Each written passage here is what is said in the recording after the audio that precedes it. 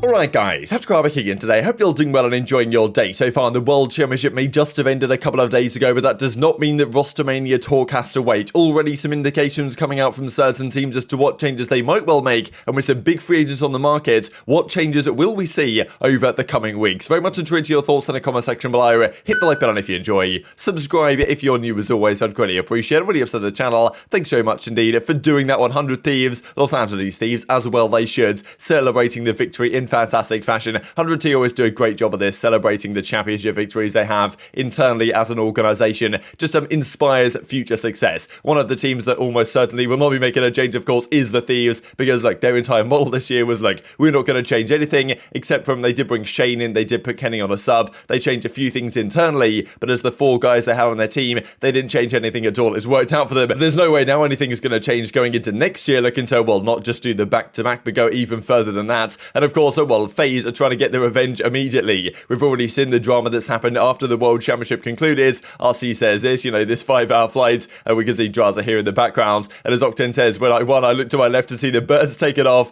referring to Drazah doing this, and I lost it. And even Nastie says that had to be built up, right? My teammate said he did that. Couldn't believe it, man. That's next level disrespect. He got me trading already, right? This is the thing. We knew this was going to happen. If Drazah's going to, talk trash and try and back it up as he successfully did against the FaZe guys, they're not going to sit down and let that happen, right? They're coming for blood next season, which, could be a scary thing for the entire league. But of course, their dominant year was Cold War, Modern Warfare a few years ago. Yes, Simp and aBeZy were dominant in that game as well, but they weren't the dominant force that Atlanta FaZe that year. Yes, they didn't have quite the squad, the dominant force they have today in 4v4. In Modern Warfare, it was, if you guys are unfamiliar, it was Priest and Major Maniac who were on that team alongside Cellium, aBeZy and Simp. But who knows how Modern Warfare 2 will suit all of these teams. This I thought was also a crazy stat to mention here, because since the inception of the CDL, or at least since Los Angeles Thieves in the CDL, because they weren't in the Modern Warfare year, right? They came in and bought the OGLA spot, or well, Hex bought the OGLA spot, took the OpTic brand, sold it to Nadeshot. LA Thieves lost to FaZe the first 8 times they played them throughout the entirety of Cold War and then into this season as well. They just could not beat FaZe, and last year often that's what would happen, right? You see, they pretty much played FaZe every stage last year, and I think what Jacob said was they'd make a roster change and then they'd lose to FaZe and be like, well, we can't beat the best team, so this roster isn't it. We're going to make another change. So that's basically what they did. And incredibly, really, having lost 8 series in a row to FaZe as an organisation, they then won the last 4 in a row most recently since Stage 4, and of course a couple of times at Stage 4, and then the playoffs, of course, and the grand finals as well at the World Championship most recently. These were the correct answers of the season if you guys kind of participated in this. Thought it was interesting to look back on, really.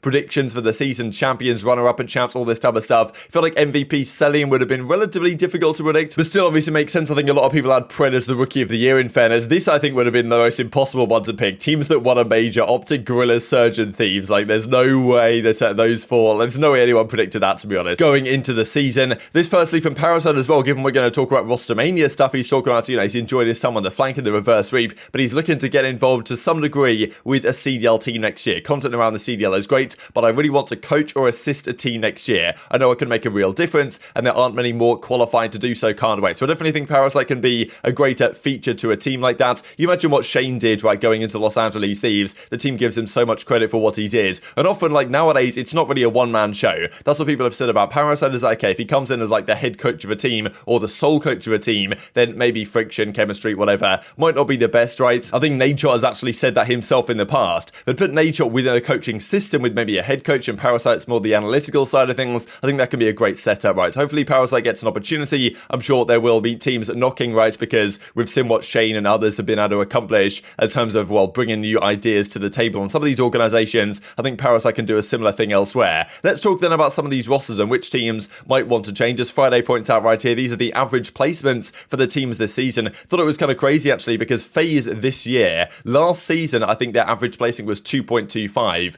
brought down quite significantly by their top 8 placing at Major 5. This year, FaZe actually had a better average placing than they did last year in their dominant season, with an average placing of 2.2, because they came, what, second 4 times and third once, which is just absolutely absurd. But yeah, in terms of average placings, Thieves have the second highest, OpTic are then behind them. So yes, a lot of these teams down low, 8th average placing, 9th, it's not looking so good for Rocker. Even Gorillas have an average placing of 8, despite winning an event. So they're one of the teams that, there's surely no way that that team could possibly stay together. They might keep some pieces, but some players probably want to get out of there anyway, and there will be better options on the market if they want to make a serious move. That's generally how these things tend to go, is that there's a few free agents right now on the market, and if they do decide to move teams and a team gives a big offer for them, then all of a sudden they have to displace someone on the team, then that player, now definitely a Pro League caliber player, finds themselves on the market, and then things can change around. So often just one or two big moves, like a Hydra move, or maybe an Afro move, or like an Attach move, for example, definitely create a ripple effect within the Rostermania landscape. Just wanted to look then at the 4 teams that did qualify for the World Championship, but I feel like there's realistically no chance they stay together. There's maybe a small chance that Ultra actually decide to stick it out here, just because they knew what they succeeded in Cold War, and maybe they can try and run it back in Modern Warfare 2 to the same effect, but I kind of doubt it, right? They've got Scrappy sitting there on the bench, like there should be upgrades and possibilities here on the market. Not exactly sure what you change within that system, but I think probably the roster's run its course. That's at least my perspective on the Toronto team. They just didn't get the results that they wanted this year, and I think the organisation is more ambitious than to stick by this roster just because they achieved something right at the start of this year at the kickoff, and also last season at Major 2. But for the majority of this season, they've never really been able to compete with the top dogs. New York as well, I mean, look at this, right? $0 for so many of these tournaments. They won the Pro-Am, and of course they come 5th, 6th at the World Championship. That I don't think is going to be good enough for this roster to maintain itself. They made the Cinderella story, came into champs, didn't quite look like the same team. Paulx and Kismet didn't have the greatest time on LAN, in fairness. Crimsix kind of did what he normally does and what you might expect him to do, but Hydra was sitting there this tourney again with like a 1.1 KD, probably thinking, well, you know, damn, I've been here a couple of years now on this New York system, and still we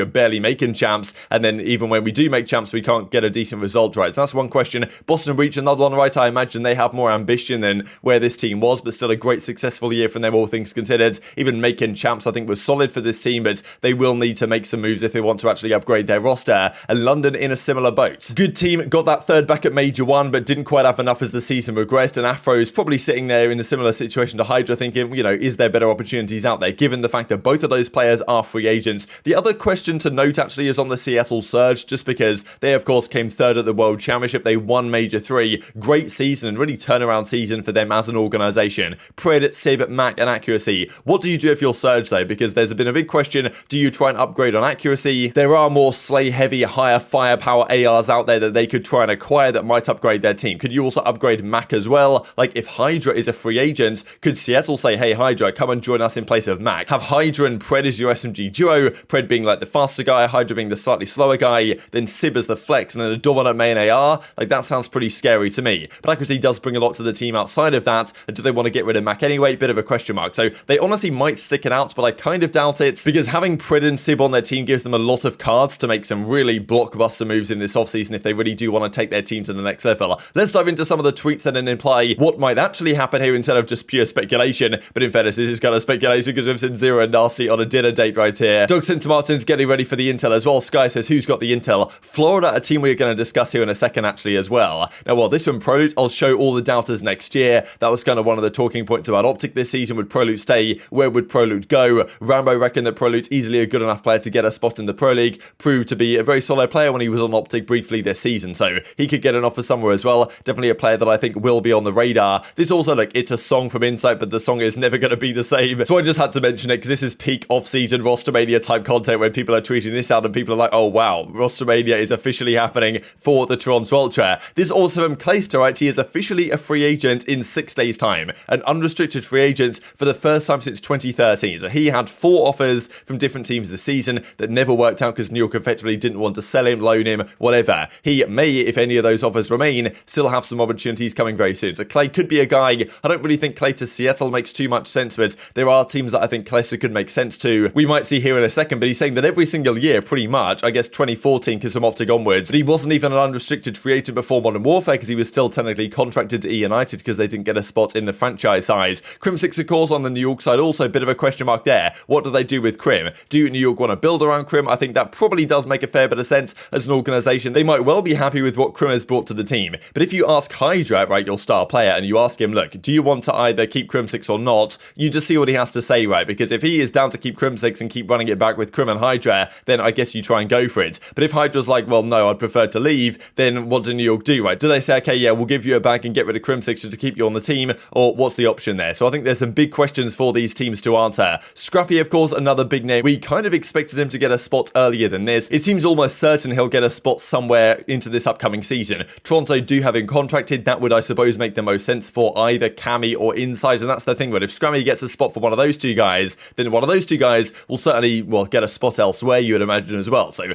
that's what can create the ripple effect here. But yeah, Scrappy, is he just a Vanguard demon? I kind of doubt it watching his gameplay, but he's a big player in the market as well. And this from the Florida Mutineers I thought was quite spicy indeed. Peep the new bio, and as they say, Florida man of the COD League, currently in the market for some SMGs. So this is quite something really. They're effectively just coming out and straight up saying it, that they're looking for SMG players. They're not happy with Too Real, of course, and really they didn't even have a second SMG to be perfectly honest. Awakening was their other one, but that's the big question about Florida, right? What do they do with their SMG duo? Do they bring in some new guys? I think they're almost certainly going to do that. But what happens with their other players as well? Because Skies and Awakening are free agents. If they want to walk away from Florida, they can. I think they should only keep one of these players, even if they can keep one of these players, because they could walk away to another team. Awakening, I don't know who prefers Florida or out of these two guys, but if they want to leave Florida, they will get offers elsewhere. So this is kind of the, well, brief dashboard I've brought up right here. 3 teams that I think will stick: FaZe, Thieves, and OpTic. I doubt they're going to change at all. Surge is kind of a maybe to me. The other teams I think will certainly make some moves. And I just went through and highlighted here some key free agents on the market. So Skies and Awakening, they can move around, they can go where they want.